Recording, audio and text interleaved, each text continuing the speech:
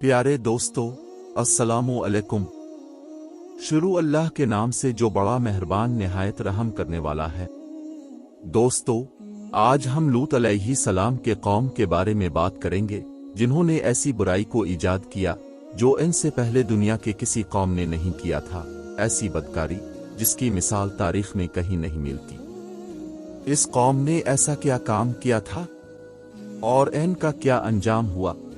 Video शुरू करने से पहले अगर आप हमारे YouTube चैनल पर नए हैं तो हमारे चैनल को सब्सक्राइब करें और नोटिफिकेशन ऑन करें ताकि सबसे पहले हमारी वीडियो आप तक पहुंचे। हजरत लूत अलैहि सलाम अल्लाह ताला की बरगुज़ीदा नबी थे।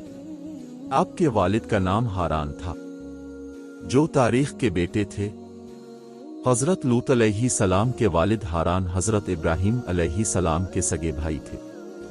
हजरत लूत अलैहि सलाम के वालिद उनकी बचपन में ही इंतकाल कर गए थे, लिहाजा हजरत लूत अलैहि सलाम को हजरत इब्राहीम अलैहि सलाम ने बेटा बनाकर पाला था। हजरत लूत अलैहि सलाम हजरत इब्राहीम अलैहि सलाम पर सबसे पहले ईमान लाने वालों में शामिल है। आप हजरत इब्राहीम अलैहि सलाम के ज़माने में अहली सदोम की रहनुमाई के लिए नबुव्वत के मनसब पर फाइज हुए।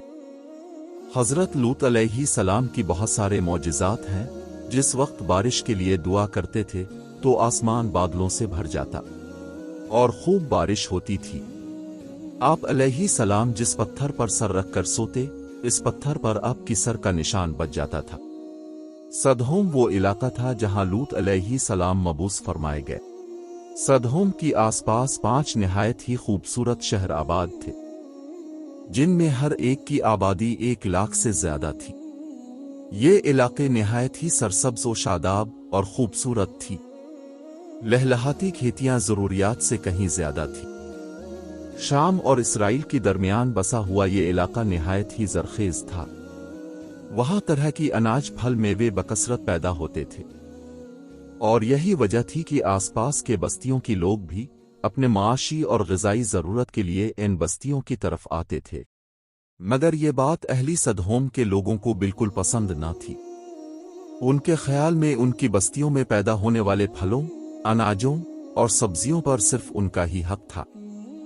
एक दिन सदोम के लोग इस बात पर गौर व फिक्र कर रहे थे कि बाहर के आने वाले लोगों को यहां आने से कैसे रोका जाए कि इब्लीस एक बुजुर्ग की शक्ल में उनकी महफिल में आया और कहा कि अगर तुम उनसे जान छुड़ाना चाहते हो तो मेरे कहने पर अमल करो।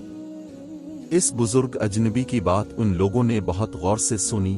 इब्लीस ने कहा, मैं कल बताऊंगा।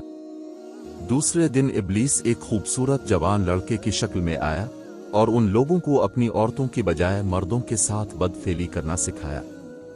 इब्लीस ने कहा, अगर तुम उन बस्तियों के लोगों से नजात चाहते हो जो तुम्हारी बस्ती में आ जाते हैं तो ऐसा करो कि जब भी कोई शख्स तुम्हारी इलाके में आए तो तुम लोग जबरदस्ती इसके साथ अपनी ख्वाहिश पूरी करो।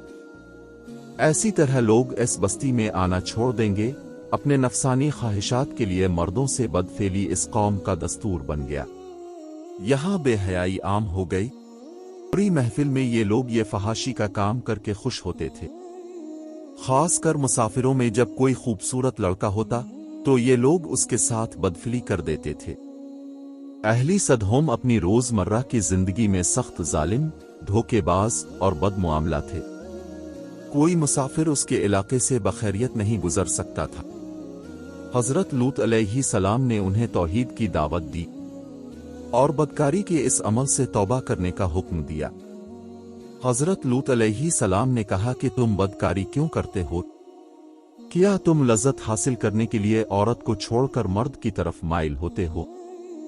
हजरत लूत अलैहि सलाम अपनी कौम को दिन और रात नसीहत करते थे, लेकिन कौम पर इसका कोई असर नहीं हुआ, बल्कि वो बहुत फख्र से ये काम करते थे। लूत अलैहि सलाम के कौम ने हजरत लूत अलैहि सलाम को साफ साफ कह दिया कि अगर तो हमें इस तरह बुरा कहेंगे तो हम तुम्हें अपने शहर से निकालेंगे। हजरत लूत अलैहि सलाम ने नसीहत का सिलसिला जारी रखा। लिहाजा एक दिन इस कौम ने खुद अज़ाबी इलाही का मुतालबा कर दिया। अल्लाह ताला ने अब तक उनके इस बदतरीन फहाशी और बदकारी के बावजूद अजाब नाजिल नहीं फरमाया। लेकिन जब उन्होंने लूत अलैहि सलाम से एक दिन कहा کہ اگر تم سچے ہو تو ہم پر عذاب لے آؤ۔ تو ان لوگوں پر عذابی الہی کا فیصلہ ہو گیا۔ اللہ نے اپنے خاص فرشتوں کو دنیا کی طرف روانہ کر دیا۔ یہ فرشتے دراصل جبرائیل، اسرافیل اور میکائیل علیہ السلام تھے۔ پھر یہ فرشتے حضرت لوط علیہ السلام کے گھر تشریف لے آئے۔ حضرت لوط علیہ السلام نے جب ان خوبصورت نوجوانوں کو دیکھا تو سخت پریشانی میں مبتلا ہو گئے۔ انہیں خطرہ محسوس ہوا کہ اگر ان کے قوم کے لوگوں نے اسے دیکھ لیا تو نہ جانے وہ ان کے ساتھ کیا سلوک کریں گے۔ حضرت لوط علیہ السلام کی بیوی نے لوط علیہ السلام پر ایمان نہ لایا تھا اور وہ دراصل منافقہ تھی۔ وہ کافروں کے ساتھ تھی۔ وہ جا کر اس نے اہل سدوم کو خبر دے دی کہ لوط علیہ السلام کے گھر نوجوان مہمان لڑکے ٹھہرے ہوئے ہیں۔ یہ سن کر گاؤں والے حضرت لوط علیہ السلام کے گھر پہنچے۔ حضرت لوط علیہ السلام نے کہا، اے قوم، یہ جو میری قوم کی لڑکیاں ہیں یہ آپ کے لیے پاک اور جائز ہے۔ اللہ سے ڈرو اور مجھے میرے مہمانوں کے سامنے رسوا نہ کرو۔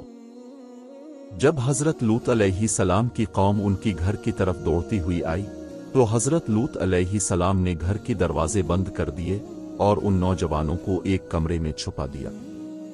حضرت لوط علیہ السلام اپنے مہمانوں کی عزت کے خیال سے بہت زیادہ گھبرائے ہوئے تھے۔ فرشتے یہ سب منظر دیکھ رہے تھے۔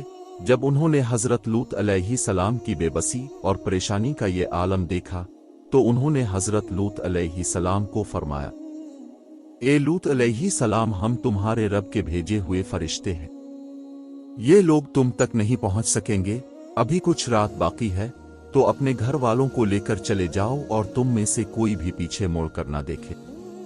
حضرت لوط علیہ السلام رات ہی میں اپنے گھر والوں کے ساتھ نکل گئے۔ بیوی بھی ان کے ساتھ تھی، لیکن کچھ دور جا کر وہ اپنی قوم کی طرف پلٹ گئی اور قوم کے ساتھ جہنم رسید ہو گئی۔ صبح کا آغاز ہوا تو اللہ تعالیٰ کے حکم سے حضرت جبرائیل علیہ السلام نے بستی کو اپنے پر سے اکھاڑ دیا اور پھر اپنی بازو پر رکھ کر آسمان پر چڑھ گئے، یہاں تک کہ آسمان والوں نے بستی کی کتوں کی بھونکنے اور مرغوں کے بولنے کی آوازیں سنی۔ پھر اس بستی کو زمین پر دے مارا، جس کے بعد ان پر پتھروں کی بارش ہوئی۔ ہر پتھر پر مرنے والوں کا نام لکھا ہوا تھا۔ صبح سویرے شروع ہونے والا یہ عذاب اشراق تک پوری بستی کو نیست و نابود کر چکا تھا۔ قوم لوط کی ان خوبصورت بستیوں کو اللہ تعالیٰ نے ایک انتہائی بدبودار اور سیاہ جیل میں تبدیل کر دیا، جس کی پانی سے رہتی دنیا تک کوئی فائدہ نہیں اٹھایا جا سکتا۔ سمندر کے اس خاص حصے میں کوئی جاندار مچھلی، مینڈک وغیرہ زندہ نہیں رہ سکتے۔ دوستو، اگر ویڈیو اچھی لگی ہو تو ضرور لائک کریں اور ہمارے چینل کو سبسکرائب کر کے دوستوں کے ساتھ شیئر کریں۔